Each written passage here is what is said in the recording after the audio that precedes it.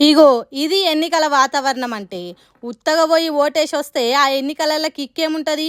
పొట్టు పొట్టు కొట్టుకుంటే గల్లవట్టి నెట్టుకుంటే ఏమన్నా ఎలక్షన్ మజా వస్తుంది. లేకుంటే అసలు ఎన్నికలు జరిగినట్టే ఉండదు అనుకున్నారో ఏమో. మంచిర్యాలలో ఓ దిక్కు కాంగ్రెస్ పార్టోళ్ళు, ఇంకో దిక్కు కమలం గుర్తు పార్టోళ్ళు ఇష్టం ఉన్నట్టు కొట్టుకున్నారు.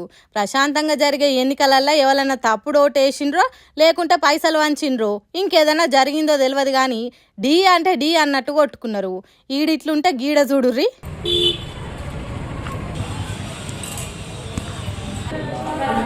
హైదరాబాద్ మీకే సంబంధించిన టీచర్లే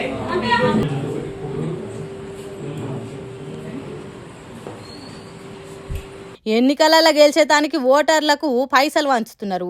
లిస్టులున్న పేర్లు చదువుకుంటా ఒక్కొక్కరికి ఇస్తుంటే మీడియా వాళ్ళు వీడియో తీసుకుంటా పోయే వరకు నోరెళ్ళ పెట్టి అన్ని చదువుకున్నారట. చూడుర్రి ఎట్లా పోతున్నారో.